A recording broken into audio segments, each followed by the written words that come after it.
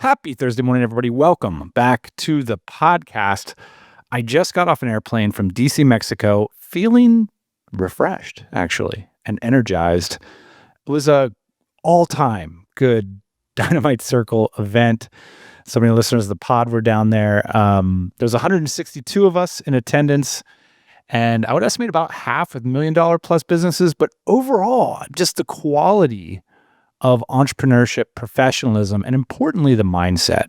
And we're going to get into that in today's episode. Now, one of the interesting things, we're talking about a serious group of entrepreneurs who have travel in their DNA, many of whom are former digital nomads or planning a digital nomad adventure, and some of whom are full-time digital nomads, yet they run these serious businesses that provide a great deal of time and location freedom. And today's topic is in line with that. It came from, of all places, a thread on Reddit. I was reading a bunch of digital nomads complaining about the digital nomad lifestyle, yet the thought occurred to me that location is leverage. And this is something that advanced digital nomads understand and apply in their business. So I thought I'd just ruminate a little bit on the topic of, could it be the case that a DNA of travel, a adventure mindset, an approach to location and time flexibility could actually be strategic in your business? What does that look like? Today's podcast is a meditation on that. Ian and I will be back next week with a full recap of our experiences down in Mexico. So tune in for that one. I'll roll it now. Thanks for listening, and let me know what you think about this one. As a team, we have actually had an embargo on this term for quite some time, and I want to lift the embargo today and talk about the term digital nomad. So all of us had some connection or opinion about it. I just want to try to say my piece on it today. I imagine being invited to maybe a classroom and they're like, hey, give us a lecture on nomading. So here we go. It's called Advanced Digital Nomading 301. The advanced class. Let's just skip to the top of the class, how to live rich and build fast. I love this debate online, so I just want to weigh in. Many talk about digital nomading as an exciting and occasionally exhausting lifestyle. But what if it could be more than that? What if digital nomading could become a business growth strategy? So after meeting literally thousands of digital nomads, many of whom earn significantly more than they would in a traditional career, some of them are just outright wealthy from their efforts, and in part because of nomading. A pattern has emerged. Not all digital nomads are out there seeking Instagram glory. They're building serious businesses, and they're using location independence as a tool to accelerate their growth. As a team, so the Dynamite Circle marketing team, which is our private membership community, we've actually avoided using the term digital nomad. The reason is the digital nomad community is super broad, and it's mostly remote workers, freelancers, or individuals who found some source of short-term income on the web. That said, and I've been in so many calls the past few weeks, speaking with you, the listeners, so many of us have digital nomad DNA. It was a critical part of our entrepreneurial journey. The last time I surveyed the community, about 20% of us are still living basically a full-time travel lifestyle, or we have no fixed address. That address we intend to change within the next few months or years. The rest of us have a home base and travel from there, move much slower, or have expatriated from our home country. So I guess you could say the DC, or Dynamite Circle, represents the business end of the digital nomad lifestyle. Many of us have achieved location independence through our business, in part because we have a passion for travel. If you've spent extended amounts of time exploring the world at your own pace, the memories and that fundamental desire to see the world infuse everything we do after. For those of us, like the other 80%, not currently living the digital nomad lifestyle, we fall under a variety of classifications. Some of us are just out on an adventure. Like I just spoke with a member who's doing a 2-month hike. Just literally a 2-month hike. Some of us call ourselves location independent entrepreneurs or a business owner with location flexibility. Maybe just a business owner who's passionate about travel. Maybe our business is digital native and it's a remote business. Maybe we have an in-person team, but we're flexible to move around as we please. And on occasion, and I really love these kind of members that come through, on occasion, someone with a larger business with more desire for that location freedom will join the DC to learn from those who've successfully done it before. For example, someone with a manufacturing firm. That said, the majority of our members built their businesses with the concept of digital native and remote principles in mind. So whatever you call them, I think it's fair to say our members, our listeners, have used location independence to a strategic end with a lot of success. It didn't hamper their success in all cases, it actually augmented it. So with hundreds of members touting over $1 million in annual revenues from a variety of models and approaches, I've pulled together today some insights into how travel can spark exceptional entrepreneurial outcomes. So here's how they do it in a numbered list.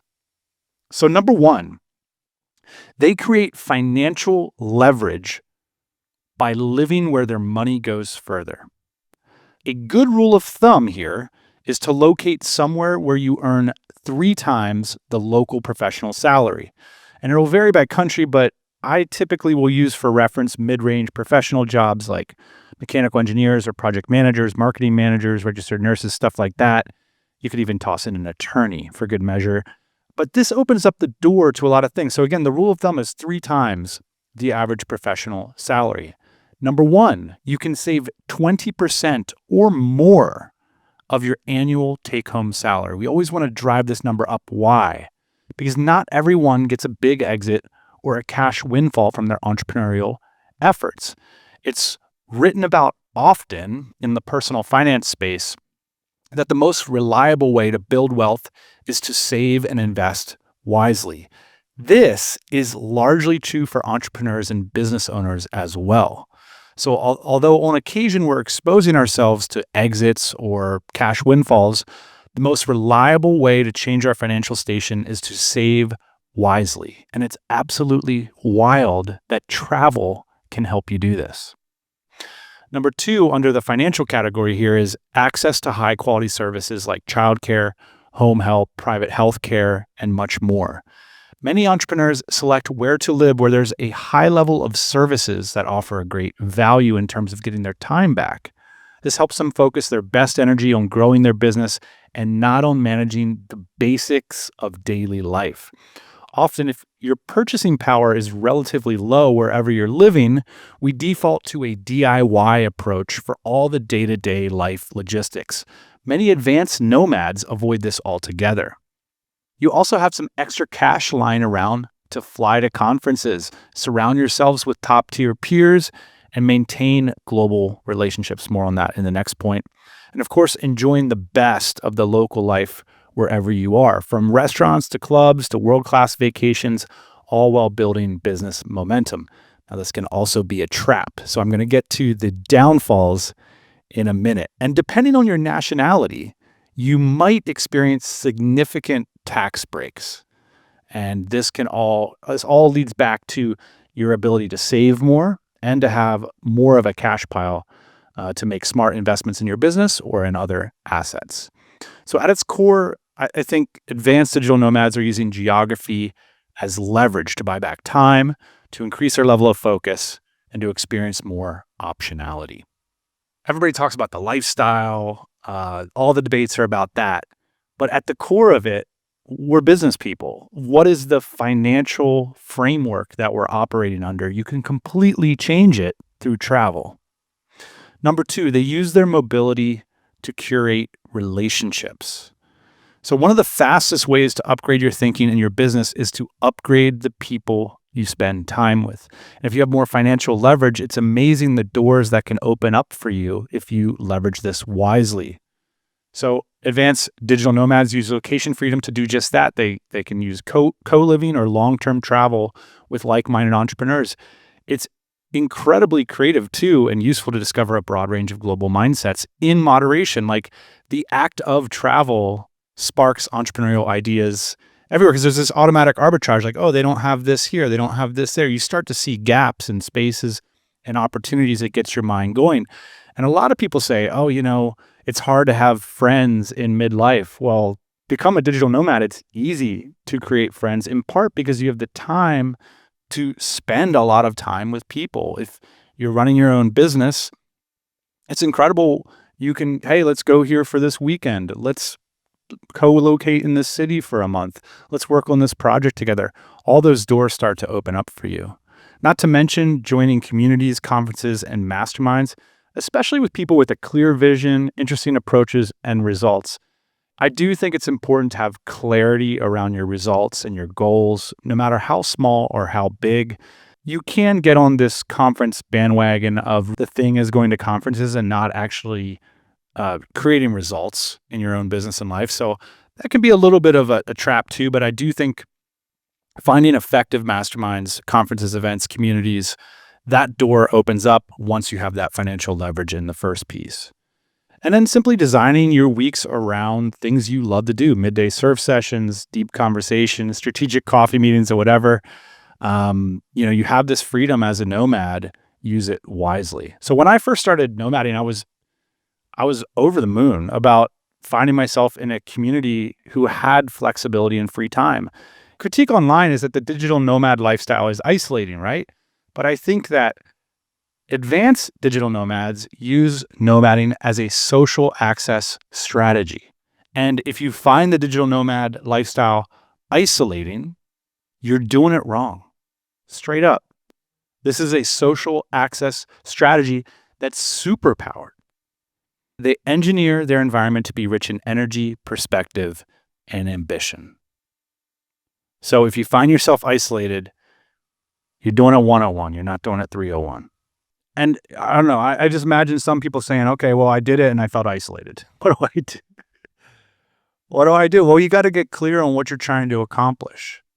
If the goal is holiday and we're going to go on a 1-year holiday and I'm just around people that have that in mind, well, that can feel isolating when in the back of your mind, you actually have a financial strategy that you need to execute.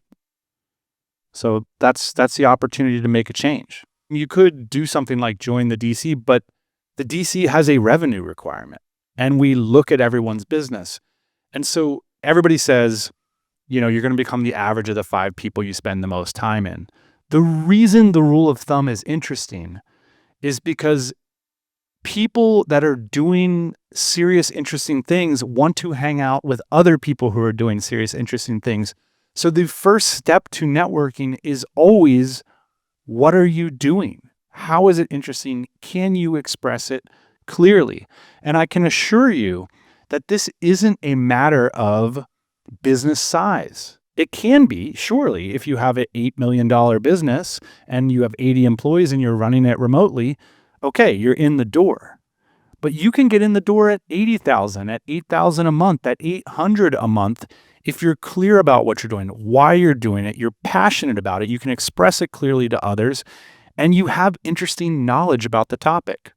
So if you're not doing those things, if you don't have anything to say for yourself, what you're doing for your work, it will be hard to meet other people. So that is the first step, is that you have to be passionately engaged and knowledgeable about something specific. I remember early in my career, we had a very small furniture business, but I was passionate about how we were using SEO and ads, knowledge from larger companies to apply to our small little case study. And it was the details of the small little case study we were running that was interesting to larger businesses, because some of them weren't as, their strategy wasn't as refined as ours. They hadn't thought about it in a while.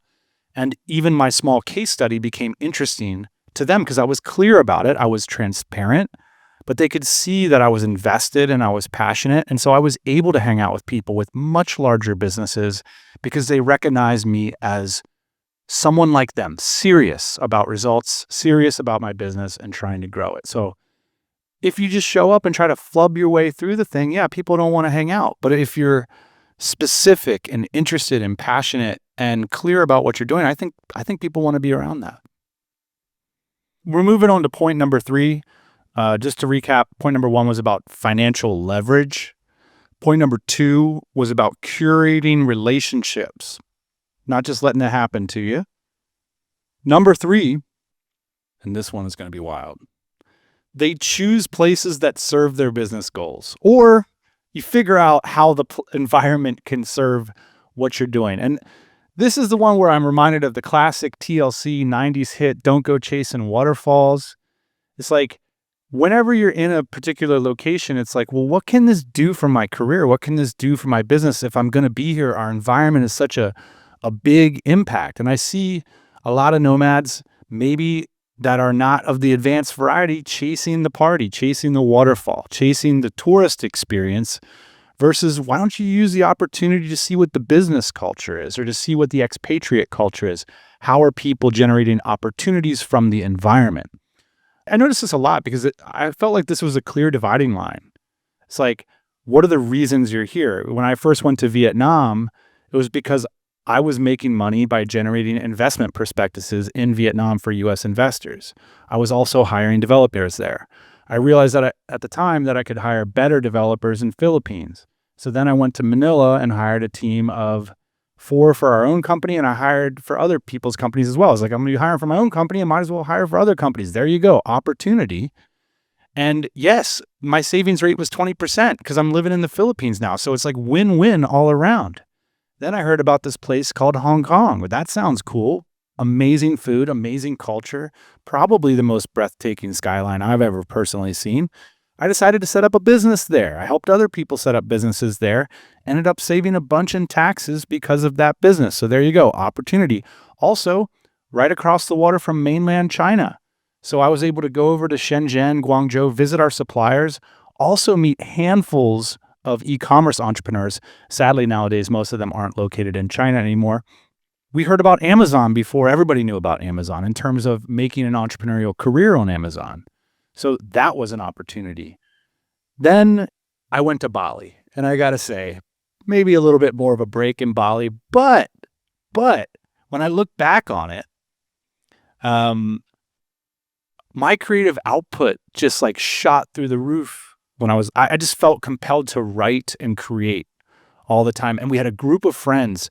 We would work together during the day, and then we would go to the gym or do whatever. And then we would go work again at night at a cafe that stayed open for 24 hours. We would burn the midnight oil together, finishing off content, sales offers, sales letters, everything. It was a cool, creative environment. I ended up hosting an event in Barcelona because there's a lot of European members. And so when I went to Barcelona the first time, I remember thinking, why hadn't anybody sent me the memo? But it turns out that a lot of people did send me the memo, but I didn't listen. However, I got the entrepreneurial visa to Barcelona. I found a different experience living in Europe. I found that it's really hard to get business done with the high level of red tape in Spain. It's not an environment that's like super conducive to entrepreneurship, so you kind of got to find your niche. And honestly, I ended up leaving Barcelona in part because I just felt like it wasn't really on my side. It wasn't progressing my career. I wasn't ready to be semi-retired in Spain with super wealthy people who were thinking about buying a yacht or whatever. Cool, but I needed to manage a team and stuff, and I just wanted to change that environment. So I ended up leaving.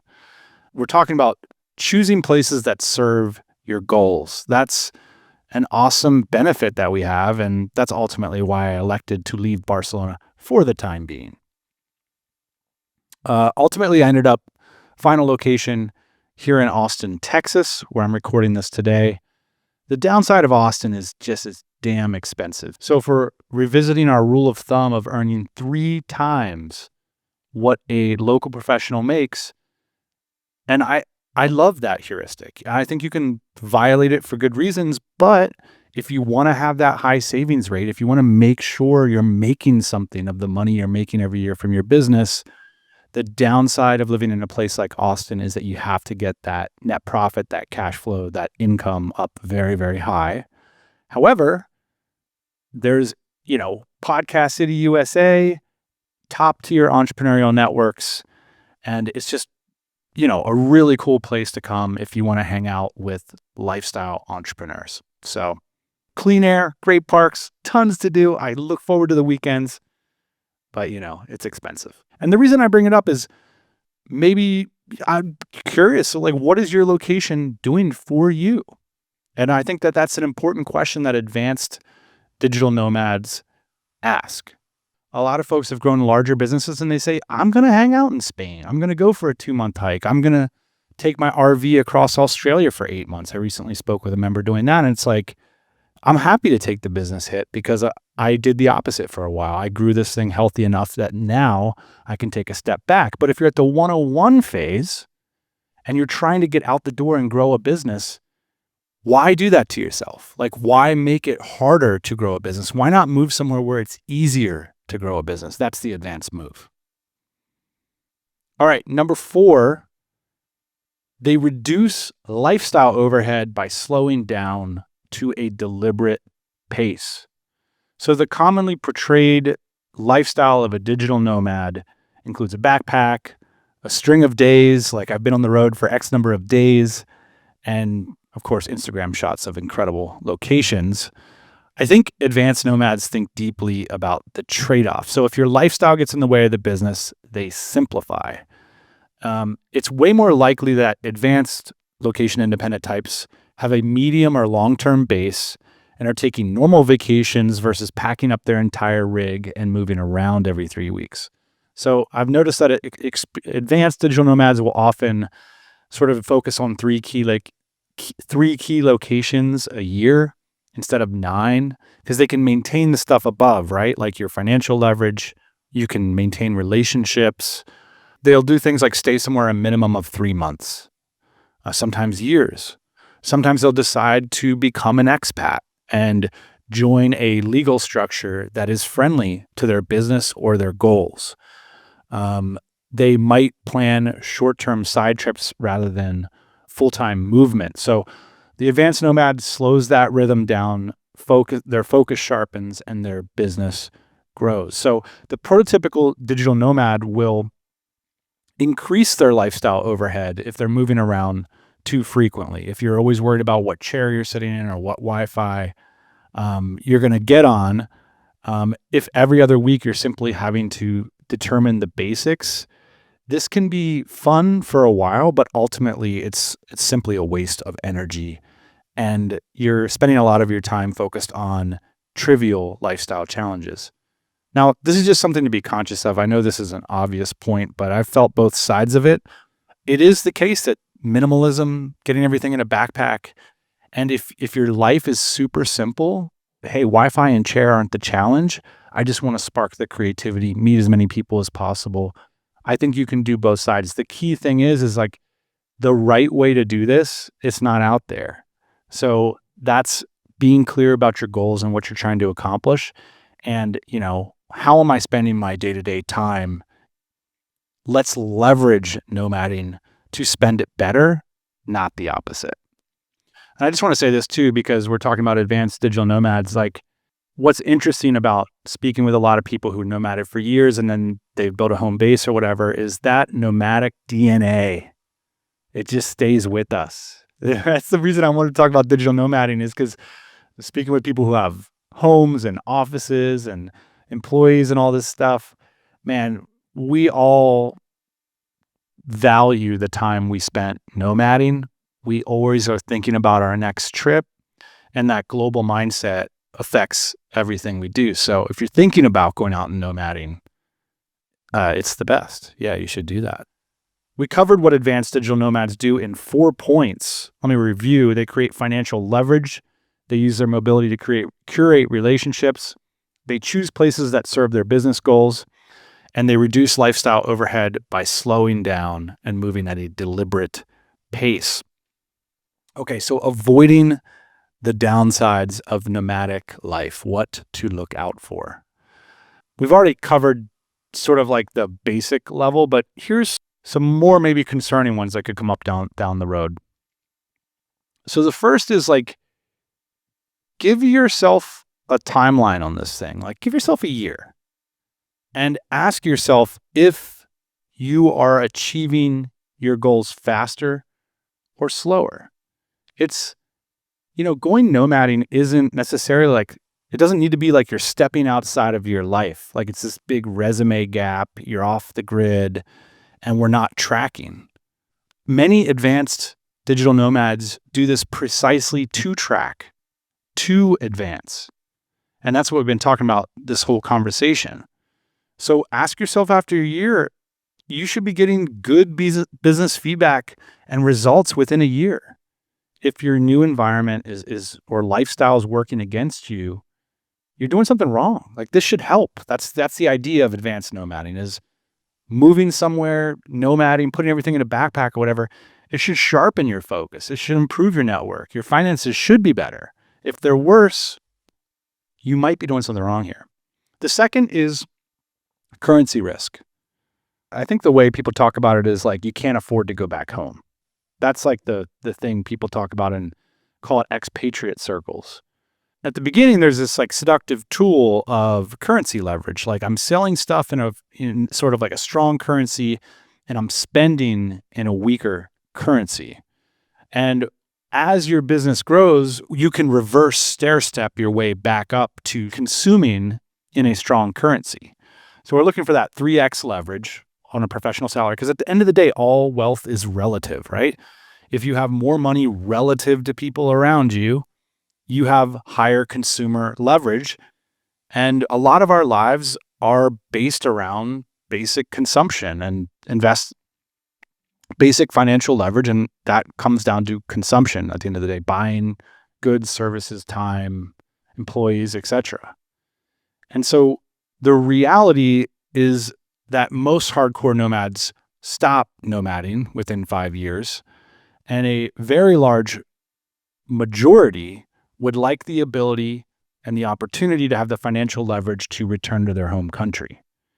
So this goal can sometimes be tricky to keep in mind while everything around you feels so incredibly affordable. So it's this idea, if you get stuck in an affordable currency mindset and you base everything on that, you can get stuck there. That's the bottom line. And what I'm seeing advanced nomads do, I'm thinking in my mind, I have a bunch of friends who have early in life retired to countries where their retirement goes a lot further, but all of them are pinning their retirement back to stronger currencies, if that makes sense. So in other words, they could also retire in their home country. And I think it's worth, as you go on this nomadic journey, to keep that in mind, that although it might not feel like it on year 2 or 3, by the percentages, most of you will want to return to a strong currency country for years, if not a lifetime. And so one of the downsides is if you get stuck in the mindset of a more affordable currency and you don't remember that long-term contingency of needing to be able to have ultimately return to somewhere where it will be much more expensive. 2 more downsides to look out for. One is network ceilings. So in some nomad circles, it's hard to find mentors or high character collaborators. It's not always true that moving back to like somewhere like, San Francisco or New York City solves this, but it's something to design for intentionally. So the upsides are often the downsides with anything. You're going to meet a lot of interesting characters if you're traveling around. So having a toolkit of how to evaluate people, how to understand if they have high character, how to understand truly what they're doing in their business. This is an important skill set if you're going to be moving around a lot. And really identifying people that can help you build that strong network of people that are going to support and inspire you.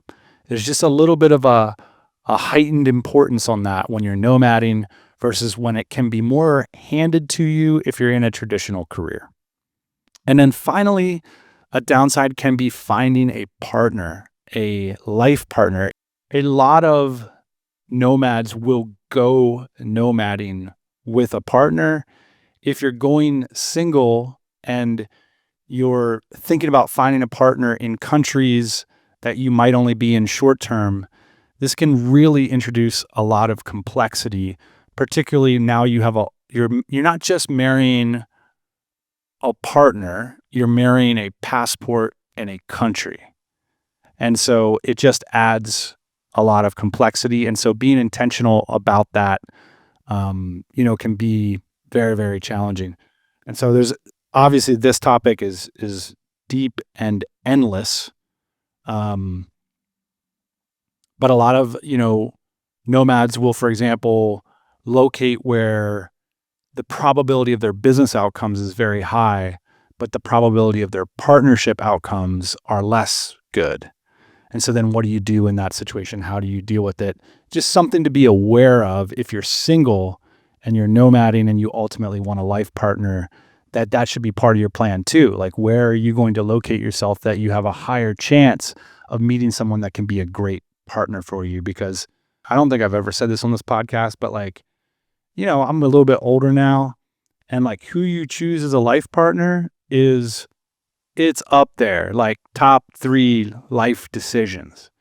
And so if you have the flexibility of location, be intentional about it. Make a good decision in terms of who you're partnering with, because it's going to forget about your environment. That's going to have dramatic long-term impact. And so this can be a true challenge of a lifestyle that you're moving around a lot and you're single. So something to keep in mind. So final thoughts. So we've covered the finances, we've covered the relationships, we've covered going places that serve your goals and reducing that lifestyle overhead, and also pointed out some of the potential downsides of this lifestyle. So my final thought is digital nomading isn't just a lifestyle, it is a lever. Hey, we might be running from something, but we're also running into something. We're building a business with intention, leverage, and clarity. You can move somewhere and you can feel like you already made it, right? And the key is to understand long-term that all my work is still ahead of me, and hopefully this place is contributing to those goals. So I do truly believe that nomading can help you live rich and build faster, not because you're traveling, but because you're traveling smart and leveraging the magic of the location-independent lifestyle to help you build a better business. So that's advanced digital nomading. I'd love to hear your thoughts. I'll see you next week.